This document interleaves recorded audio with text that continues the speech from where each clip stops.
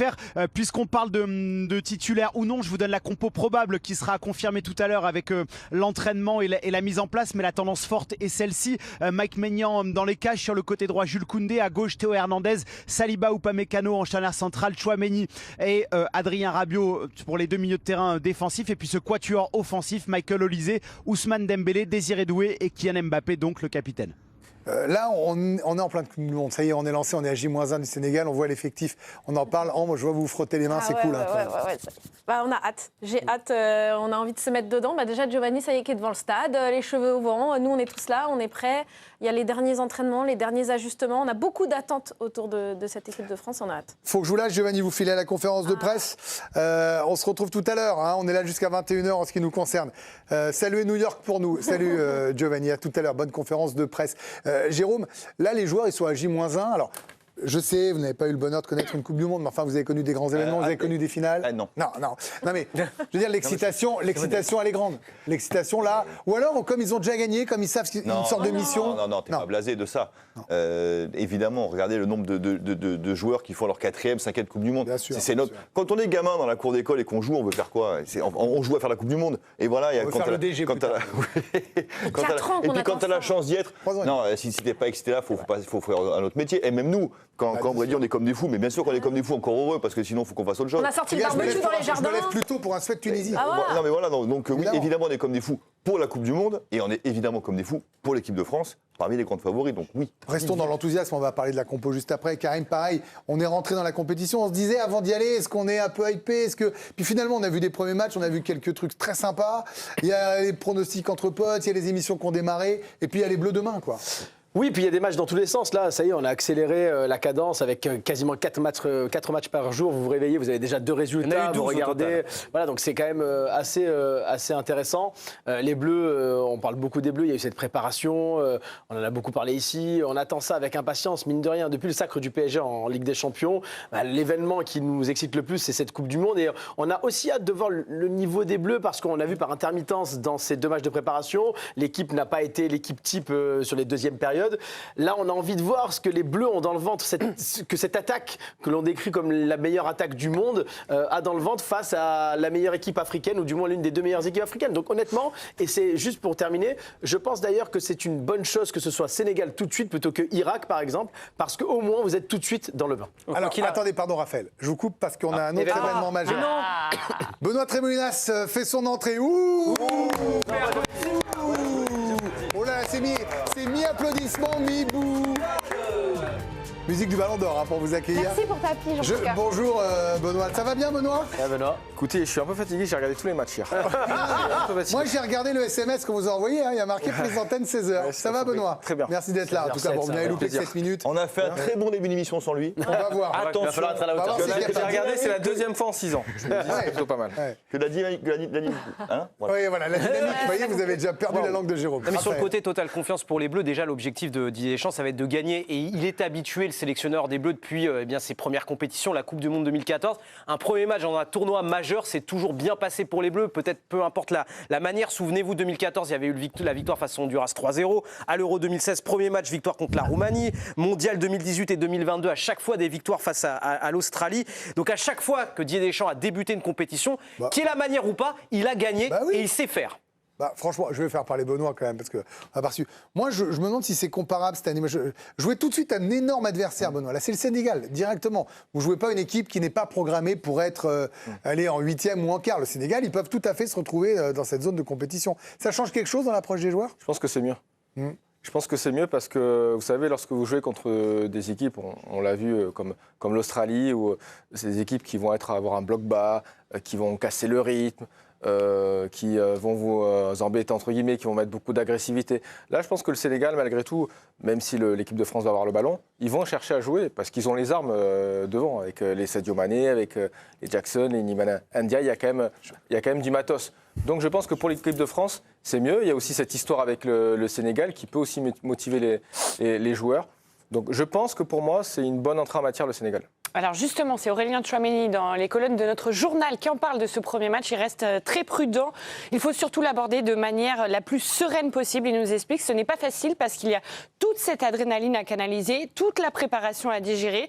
Après, c'est marrant parce que le premier match dans une compétition n'est jamais très bon. Donc il nous prévient un petit peu.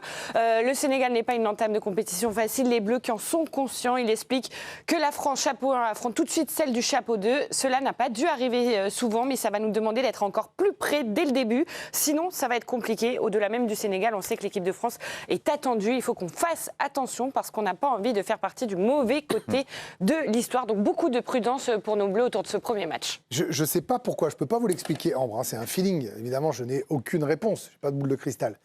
Mais, et puis vous ressortirez la vidéo si ce n'est pas le cas, je leur fais confiance. En fait, moi, on pose la question, est-ce que vous êtes totale confiance pour les Bleus ?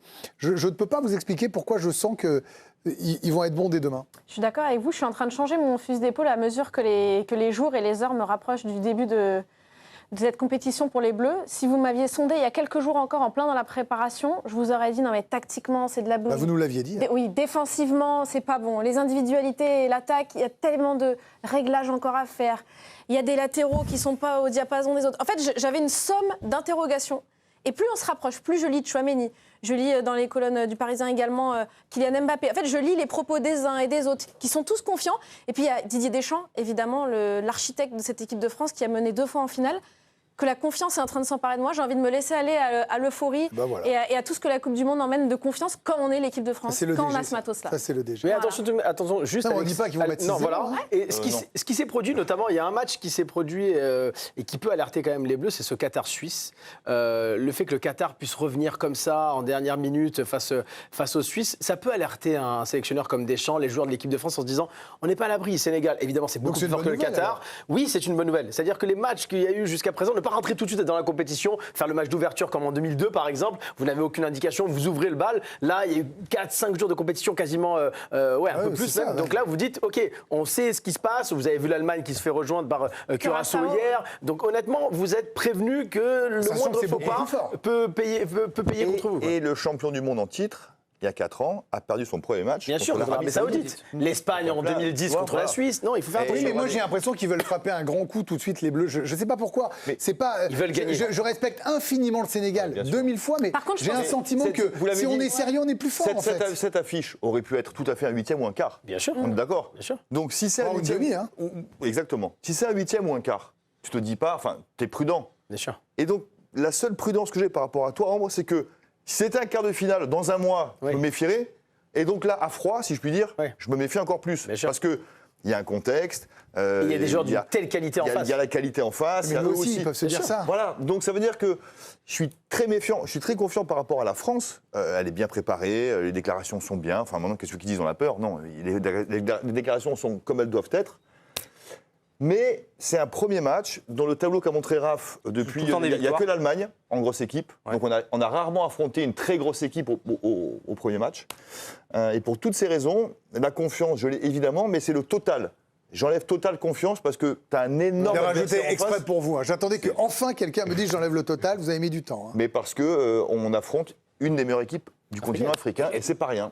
Après par rapport aux précédentes compétitions, on peut quand même rappeler que le règlement a changé, qu'il y a les meilleurs troisièmes qui passent en 16e de finale. Non mais ça change tout. Je veux dire, quand les gens parlent de 2002, il n'y avait pas le matelas de la meilleure troisième, faire partie des meilleurs troisièmes. Vous êtes qualifié, voilà. Si vous perdez contre le Sénégal. Oui, j'exagère, mais vous avez compris l'idée. Benoît, est-ce que finalement être confiant, c'est un but à la 93e du genou, 1-0 ? Non mais. Je veux dire, s'il y a ça, il ne faudra pas forcément leur tomber dessus, il faudra avoir ça. Est-ce que vous seriez prêt à signer pour ça? Non, mais confiance, c'est une victoire, Greg. On s'en fiche. C'est la 94e minute, vous en gagnez 4, vous en mettez... Non, c'est une victoire. Moi, je n'ai pas de honte à dire que l'équipe de France doit être confiante. Ils ont raison de le dire. Si vous mettez tous les ingrédients de votre côté, c'est-à-dire vous avancez en conférence de presse, que vous êtes confiant, c'est parce qu'en fait, derrière, vous savez que vous avez bien abordé le match, que vous n'allez pas sous-estimer cette équipe, que vous allez mettre l'agressivité qu'il faut. Ça veut dire que vous allez mettre en place les schémas tactiques travaillés à l'entraînement. Si vous mettez tout ça en place, bien sûr que l'équipe de France doit avoir confiance en elle. Moi, juste sur vous dites le premier match, victoire, but du genou. On aura quand même les débats, les éternels débats Évidemment. sur le jeu. Souvenez-vous de 2018. Mais même à 5-0, Le quand début même. de compétition. Non, parce qu'on se dira, si, on 5-0, dira, on se dira le les potentiel autres ont offensif, lâché. c'est super, c'est génial. Si là, il gagne 1-0, ric-rac, but contre son camp, Et Deschamps n'est pas ravi de faire des ajustements, parce que tu parles de l'Australie. Oui, et ce souvenez-vous, match-là. souvenez-vous 2018, Australie-Pérou, les 2 premiers matchs. Franchement, on a un niveau de jeu qui est assez catastrophique. même le 0-0 Et les contre le Danemark, hein. Et les débats derrière, c'est cette équipe de France, Mais c'est prends les toutes, hein, compliqué. quand même, 98. Oui, 98 aussi. En fait, le niveau de jeu, en fait, il ne faut pas dire qu'on va balayer. Je parle des suiveurs, des supporters, de nous ici. On ne balayera pas d'un revers de la main le niveau de jeu. On se dira. Oh, c'est un peu inquiétant d'avoir gagné 15-0 contre le Sénégal de cette manière-là, honnêtement, même si on gagne. Donc il faut quand même, malgré tout, montrer quelque chose demain offensivement pour que derrière on puisse Bon, après, espérer c'est pas continuer parce cette qu'on fera un compétition. débat dans le DG qu'ils seront paniqués.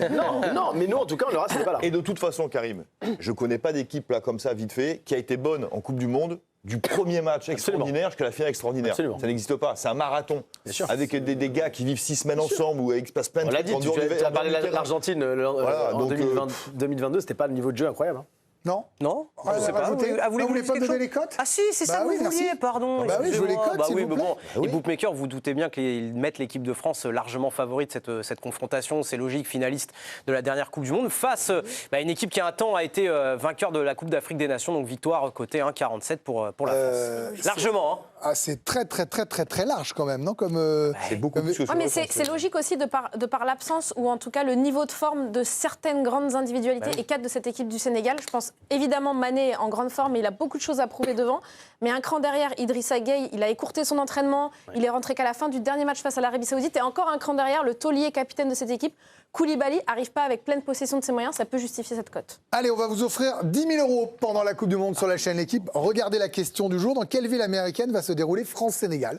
Est-ce que c'est 1, New York, 2, Mexico? Voilà, vous votez 1 ou 2 par SMS. 1 pour New York, 2 pour Question Mexico, 7, 10, 21. On repense à cette géographie. Franchement, c'est très simple. Vous le faites maintenant et vous êtes sélectionné pour le tirage au sort si vous avez bien répondu.